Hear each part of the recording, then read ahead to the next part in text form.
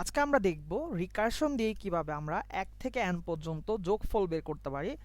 So আমরা এখানে একটা প্রোগ্রাম লিখে রাখছি যেখানে n সমান 5 ধরছি। এখন রিকারশন ফাংশনটা আমরা কল করছি ফান নামের।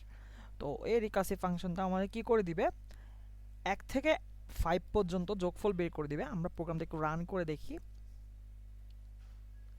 সো দেখো 1 থেকে 5 পর্যন্ত যোগফল কিন্তু 15, সেটা বের করে দিছে। এখন আমরা দেখব এটা কিভাবে রিকার্সিভলি ক্যালকুলেশনটা করছে, অর্থাৎ সামটা বের করছে।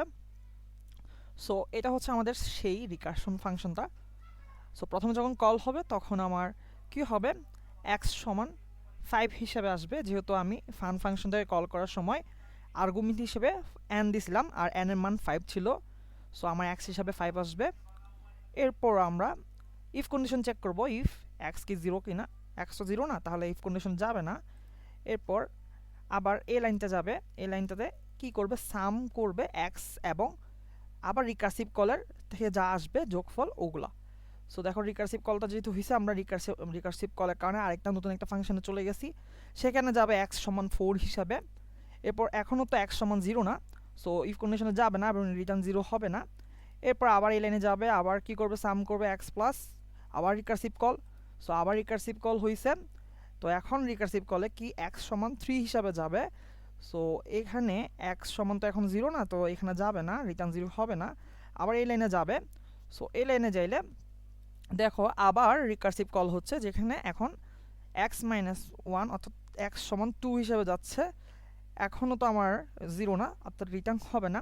এখন দেখো আবার কল হচ্ছে, তো আবার কল হলে আবার কি, এখন যেহেতু x সমান 2, তাহলে এখানে ক্ষেত্রে x মাইনাস 1 সমান কি হবে, 2 হবে।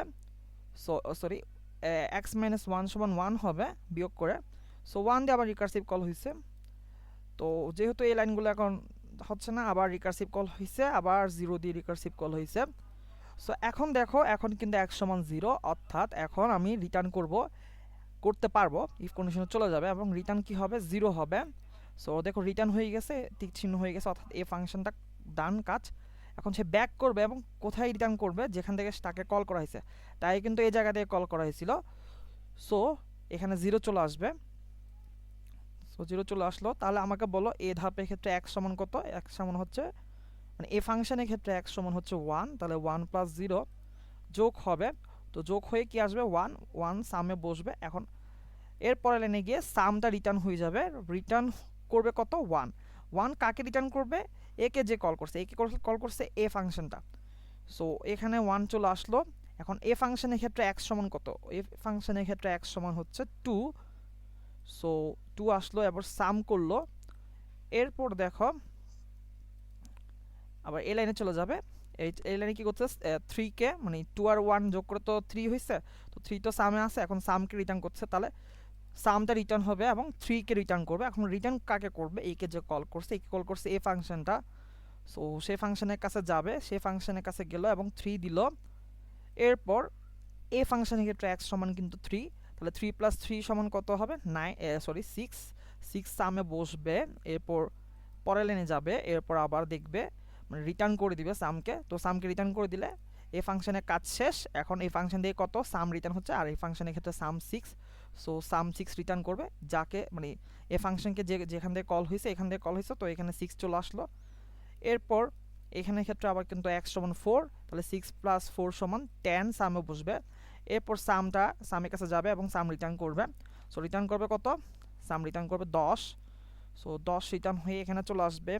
এরপর এখানে ক্ষেত্রে x সমান কিন্তু 5, তাহলে 5 আর 10 যোগ করলে 15। সো 15 সামে বসবে, তো সামের কাছে যাবে এবং সামটা রিটার্ন করবে। এখন রিটার্নটা কোন জায়গায় করবে, আমি যে মেন ফাংশনে রিটার্নটা হয়েছে সে ফাংশনে, মানে মেন ফাংশন দিয়ে যেখান থেকে কল হয়েছে সে ফাংশনে চলে যাবে।